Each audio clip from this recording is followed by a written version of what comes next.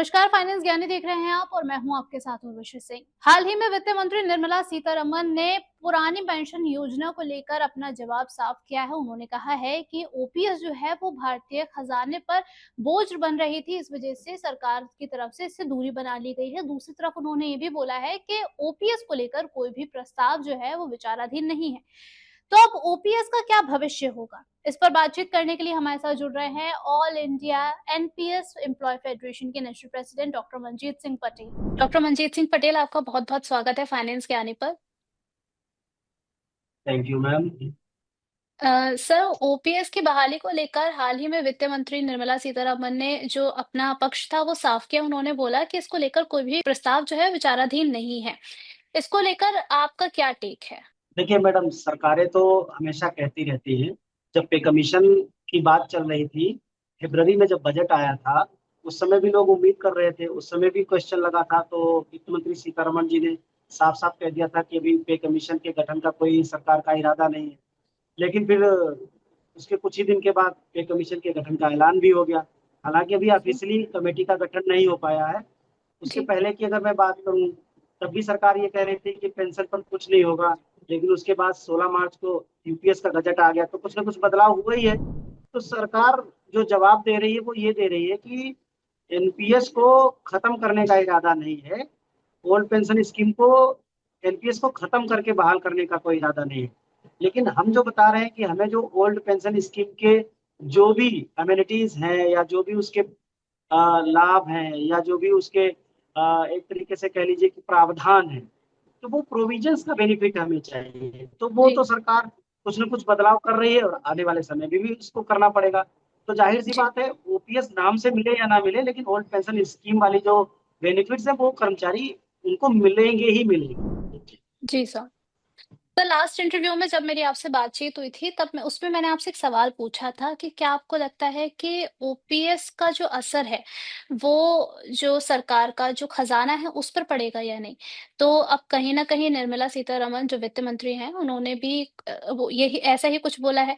तो अब आपका क्या रुख है इसको लेकर? किस तरीके से देखते हैं आप देखिए उनके इस स्टेटमेंट को? देखिए मैडम, ऐसा उर्वशी जी, एक बात बड़ी साफ है कि असर होना अलग बात है।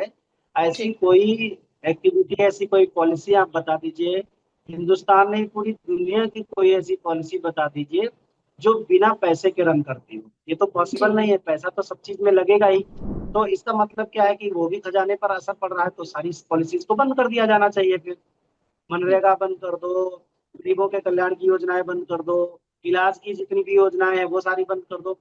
असर तो असर तो मंत्रियों, विधायकों और सांसदों को जो वेतन और भत्ते मिलते हैं, उनको जो सुख सुविधाएं दी जाती हैं, उससे भी असर पड़ता है, तो उसको भी बंद कर दो। और हम तो जी। कह रहे हैं इतनी बड़ी संसद बनी हुई है, तो फिर संसद को ही बंद कर दो, क्योंकि संसद पर तो 20,000 करोड़ रुपए का, तो आपने नई संसद भवन बनाने की क्या जरूरत थी, उसी में चलाते रहते। तो असर का बात एक अलग है। मुद्दा ये है कि ये एक वेलफेयर का मुद्दा है, जी। कर्मचारियों के कल्याण की बात है, उनके बुढ़ापे का जो सहारा है, जो old age social income security है, उसकी बात आ रही है। तो पैसा तो लगता ही है, उसमें कौन सी बड़ी बात है। लेकिन ऐसा कुछ नहीं है कि ये बहुत बड़ा कोई बर्डन हो। सरकार की पॉलिसीज को चलाने की जिम्मेदारी भी इसी सरकारी तंत्र की है, और वो इसे बखूबी निभा रहा है। तो सरकार जी। कुछ एहसान नहीं कर रही। हाँ, पब्लिक के बीच में ये जो गलत तरीके से इसको इंटरप्रेट किया जा रहा है, ये गलत है। सर, इसके अलावा अब ओपीएस की बहाली को लेकर कई बार हमने ये देखा है कि जितने भी फाइनेंशियल एडवाइजर होते हैं वो इसकी बहाली को लेकर कहते हैं कि ये बहुत ही मुश्किल काम है। तो उनका ऐसा कहना क्यों है? इसके पीछे का कारण क्या हो सकता है? देखिए, जब 21-22 साल पहले 2004 में, बेसिकली 22 जी। मार्च 2003 को एनपीएस आया था। तो उससे एक लंबा समय हो गया है। अगर देखा जाए तो 3 से लेकर के भी 22 साल होने वाले हैं, 22 साल बल्कि हो चुके, 23वां साल चल रहा है। तो जी। इस लिहाज से अभी 1 करोड़ के आसपास टोटल कर्मचारी हो गए, बहुत सारा पैसा निवेशित हो गया। 15.5 लाख करोड़ रुपए, जो माननीय वित्त मंत्री सीतारमण जी ने कहा है कि 15.5 लाख करोड़ रुपए का निवेश इसमें हो चुका है। तो एकदम से जी। स्क्रैप करना एनपीएस को वो थोड़ा सा चैलेंजिंग है, थोड़ा सा मुश्किल है। लेकिन एनपीएस में कुछ अमेंडमेंट करके उसे ओल्ड पेंशन स्कीम बनाया जा सकता है। और सरकार तो पहले 10% कंट्रीब्यूशन देती थी, फिर उसने 14% किया, जी। फिर अभी उसने मार्च में 14% को भी बढ़ा करके 18.5% कर दिया। तो सरकार तो अपना कंट्रीब्यूशन बढ़ा ही रही है। हम तो ये भी जी। कह रहे हैं कि आप 18.5% हमें ही दे दो पूरा, हम पेंशन ही नहीं मांगेंगे आपसे। जी। आपने तो पैसा अपनी जेब से तो निकाल दिया 18.5%, हर महीने सैलरी का 18.5% एक्स्ट्रा निकाल दिया।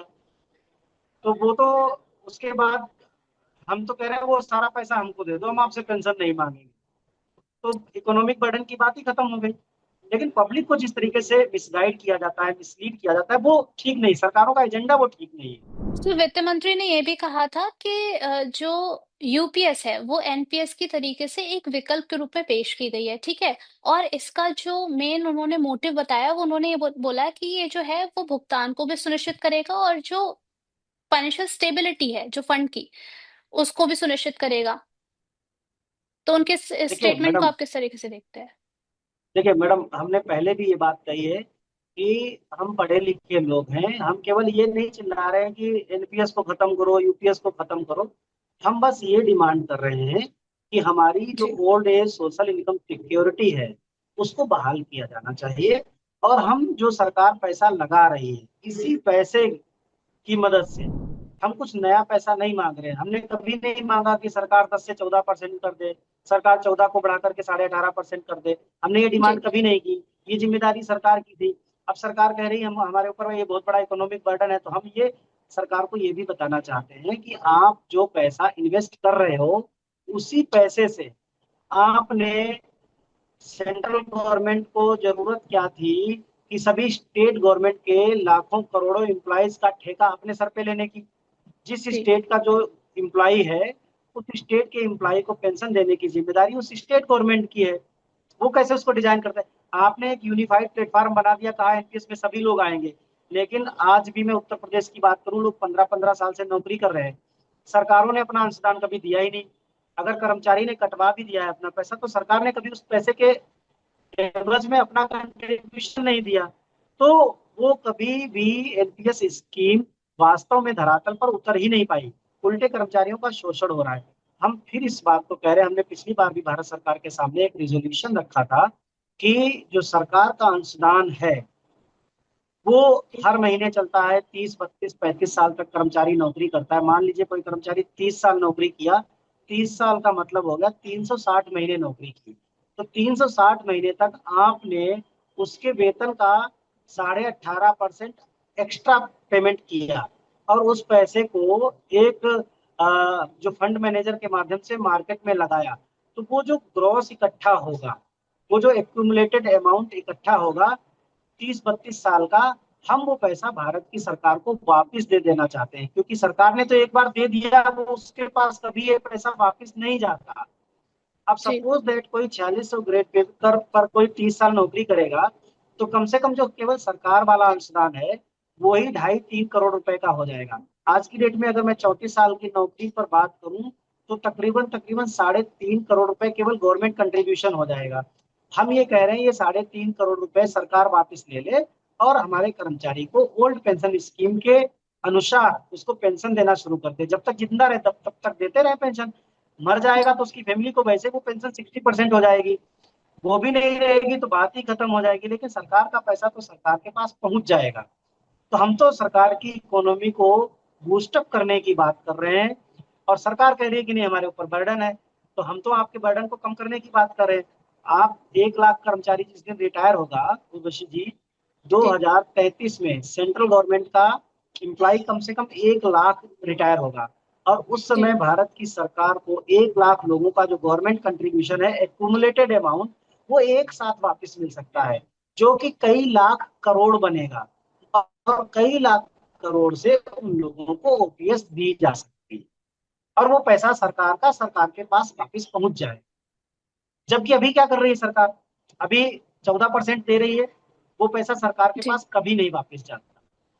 उस पैसे से कर्मचारी पेंशन लेता है, उसके परिवार को वो पैसा मिलता है, लेकिन सरकार के पास नहीं जाता। या तो वो कंपनी के पास चला जाएगा, या वो कर्मचारी और उसके परिवार के पास रहेगा। तो हम तो वो जी। पैसा फिर से भारत की सरकार को वापस दे करके हम एक इकोनॉमी में अपना कंट्रीब्यूशन देना चाहते हैं।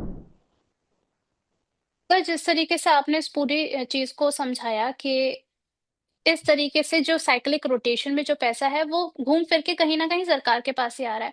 सर हम ये समझना चाहेंगे कि जब इस तरीके की कोई भी पेंशन की स्कीम का फॉर्मेशन होता है, तो उसका उसको उसका फॉर्मेशन किस तरीके से होता है? और उसके फॉर्मेशन में कौन-कौन लोग जो होते हैं वो पार्टिसिपेट करते हैं?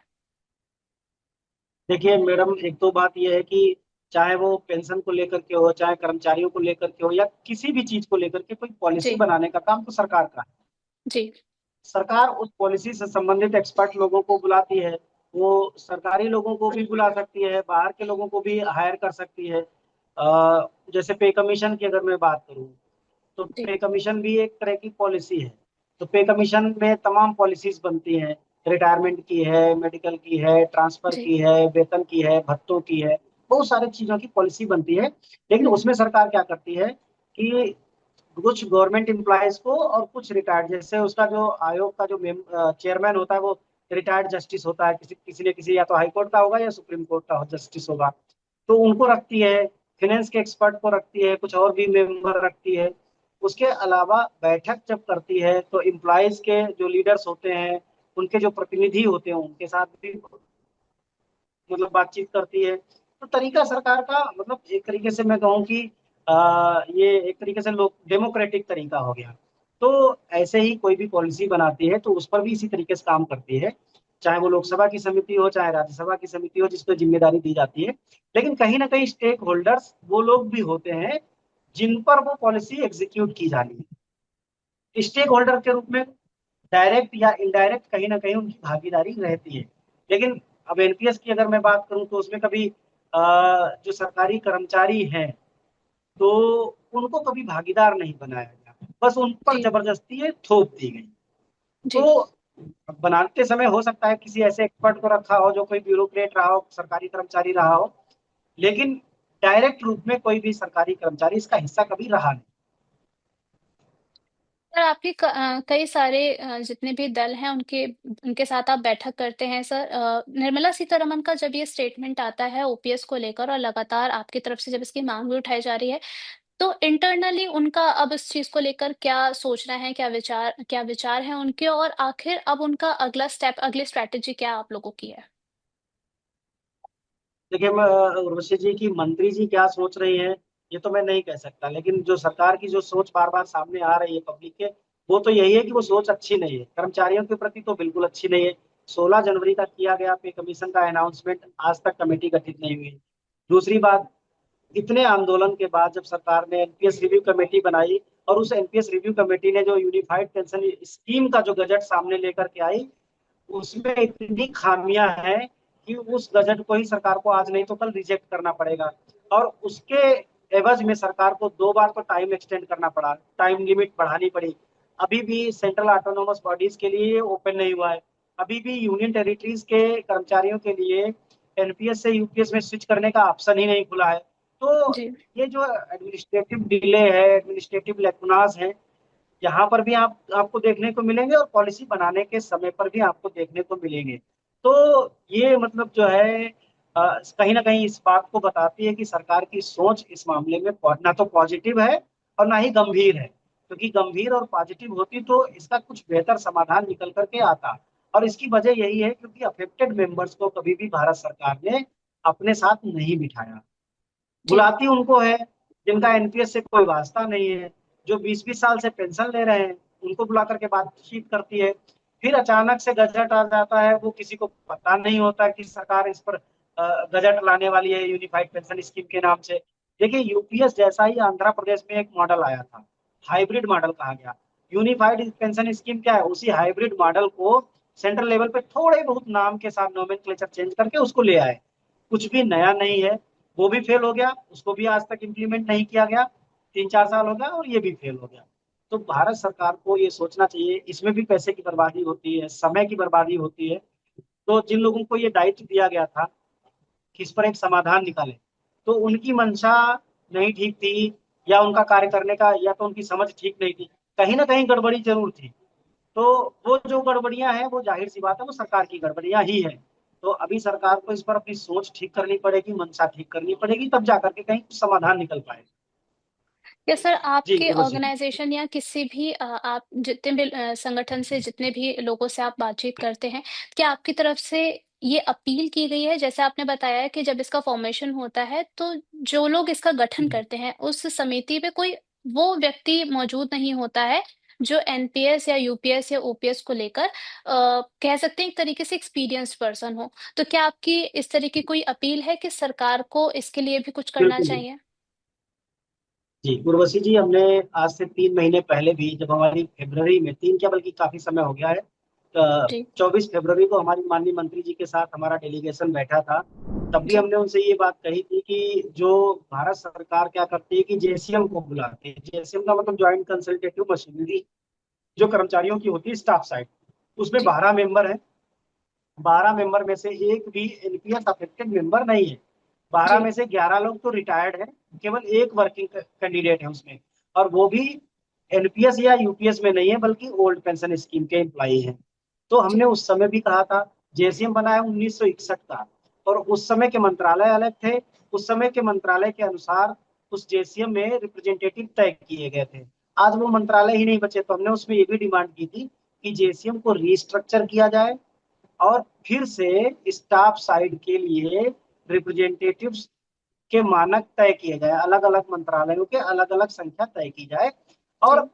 खास करके पेंशन के मुद्दे पर उस पार्टी को जरूर इनवाइट किया जाए जो अफेक्टेड है, जो जी। एनपीएस सब्सक्राइबर्स हैं, जो एनपीएस कर्मचारी हैं। जाके पाओ ना फटी बेवाई सो का जाने पीर पर आई, उसको कैसे दर्द पता चलेगा? जो 20 साल से पेंशन ले रहा है उसकी तो स्टडी ही नहीं है एनपीएस पर, कि एनपीएस जी। कहाँ कहाँ कितनी प्रॉब्लमेटिक है। अभी यूनिफाइड पेंशन जी। स्कीम को लेकर के कुछ नेता इतनी बड़ी बड़ी दलीलें भर रहे थे कि उन्होंने मुद्दे का समाधान करा दिया है, अब कुछ कोई प्रॉब्लम नहीं बची। तो फिर क्यों फेल हो गई यूपीएस? तो जब जी। तक सरकार अफेक्टेड मेंबर को नहीं बुलाएगी, हम बार बार इससे आपके चैनल के माध्यम से भी ये अपील कर रहे हैं कि आपको अफेक्टेड मेंबर्स के रिप्रेजेंटेटिव्स को टेबल टॉक के लिए इनवाइट करना पड़ेगा, तब जाकर के इस मुद्दे पर समाधान निकलेगा, तब प्रोटेस्ट बंद होंगे। अदरवाइज ये जी। आंदोलन चलते रहेंगे, और आंदोलन से लगातार वर्तमान जो सत्ताधारी दल है या जो सरकार है उसको नुकसान ही होगा। अभी बिहार में भी नुकसान होगा इसका, क्योंकि समाधान नहीं निकला तो बिहार में बहुत बड़ा नुकसान होगा। अच्छी खासी तादाद में बिहार में कर्मचारी हैं और लगातार पुरानी पेंशन बहाली के लिए आंदोलन कर रहे हैं।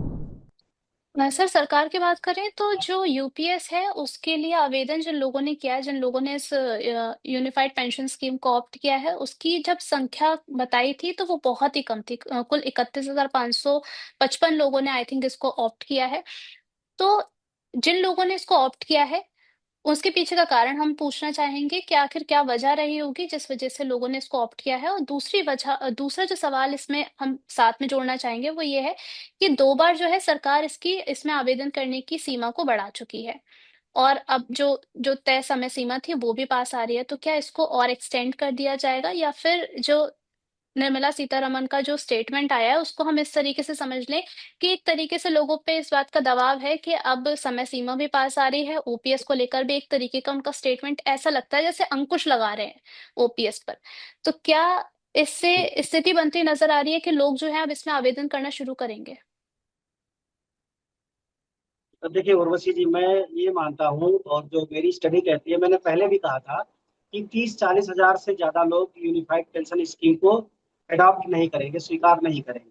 जी। और अभी 30 हजार या 31,500 कुछ लोगों का डेटा सरकार ने दिया है, कितने लोगों ने। जी। तो ये वो लोग हैं जो या तो रिटायर हो चुके हैं, या जी। फिर 2-4-6 महीने में रिटायर होने वाले हैं। इन जी। लोगों की जो सेवाएं हैं वो अंडर 20 ईयर्स है, जी। मतलब शॉर्ट सर्विस के लोग हैं। तो उनकी मजबूरी है, क्योंकि ओपीएस कब बहाल होगी ये कोई नहीं जानता है। आंदोलन जी। चल रहा है, सरकार ने एक नया प्लान लेकर के आई है। जो कम सेवा में रिटायर हो रहे हैं उनको कुछ एनपीएस से बेहतर पेंशन मिल जाएगी।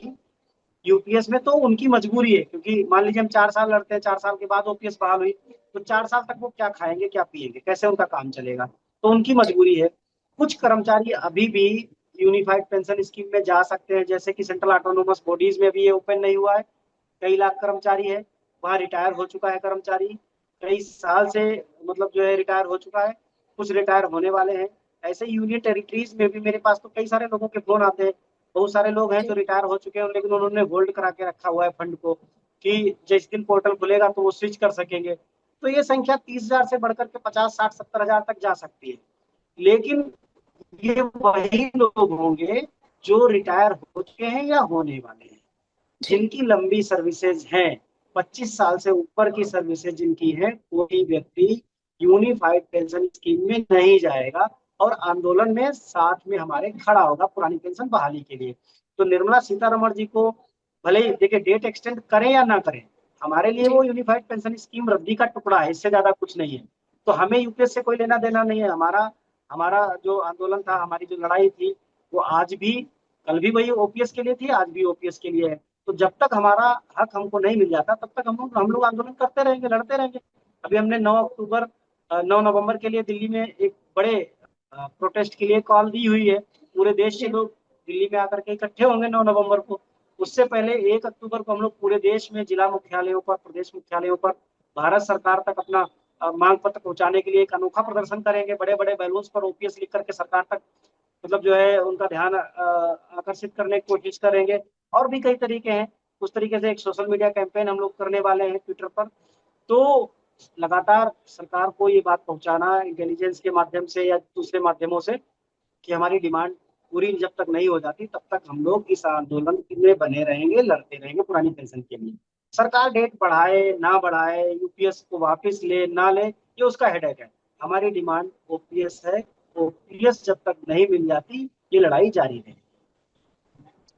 पर आपने सही कहा कि बहुत सारे लोग जो हैं वो ओपीएस का समर्थन करते हैं, और जब भी हम ओपीएस पे बात करते हैं, ओल्ड पेंशन स्कीम पे जब भी चर्चा होती है, आपसे बातचीत होती है, तो हमारे तो जितने भी यूजर्स हैं हमारे, वो भी कहीं ना कहीं ओपीएस का समर्थन करते हुए हमें नजर आते हैं। तो आखिर में अगर देखा जाए तो ओपीएस की बहाली कैसे संभव है? देखिए इस पर मैंने वैसे तो आपसे जब बात हमारी शुरू हुई तो सबसे पहले जी। हमने इसी बात के ऊपर अपनी बात रखी थी। देखिए बड़ा बहुत आसान है, ये कोई मुश्किल काम नहीं है। सरकार ने अपने अंशदान को 18.5% कर दिया है। सरकार को 18.5% पूरा अंशदान जब से कर्मचारी नौकरी कर रहा है तब से पूरा का पूरा अंशदान दे दे तो कर्मचारी ओपीएस ही नहीं मांगेगा। और हम तो जी। ये कह रहे हैं कि अगर आपको लगता है तो आप एक ऑप्शन दे दो, साढ़े जी। 18% अपना वापस ले लो जितना भी इकट्ठा हो जाए, और जब तक वो जिंदा रहे ओल्ड पेंशन स्कीम दे दो। तो बिना एनपीएस को स्क्रैप किए, बिना जी। एनपीएस को मॉडिफाई किए पुरानी पेंशन बहाल की जा सकती है। सबसे बड़ी बात उर्वशी जी कि एक आदमी 30-35 साल तक जब तक भी नौकरी करता है, इस दरमियान मतलब नौकरी में आने और नौकरी से रिटायर होने के बीच में कभी भी अगर उसके साथ डिसेबिलिटी या डेथ उसकी होती है, हर केस में, दोनों ही केस में उसके परिवार को ओपीएस मिलता है और कर्मचारी का जो अंशदान है वो ब्याज सहित उसको मिल जाता है। तो जब इस 30-32 साल में हर दिन उसका सिक्योर्ड है, तो अगर 35-40 साल की उसने पूरी सेवाएं दी तो आखिरी दिन पर भी दे दो यही विकल्प। ज्यादा तो कुछ जी। मांग ही नहीं रहा। उसी विकल्प की तो हम डिमांड कर रहे हैं रिटायरमेंट पर। तो वॉलंटरी रिटायरमेंट पर भी वो विकल्प दे दिया जाए, कंपलसरी रिटायरमेंट पर भी दे दिया जाए और सुपर एन्युएशन पर भी दे दिया जाए। खत्म हो गई जी। ओपीएस की लड़ाई, अपने आप खत्म हो जाएगी। बिना एनपीएस को मॉडिफाई किए, बिना एनपीएस को खत्म किए पुरानी पेंशन बहाल हो जाएगी। जी सर।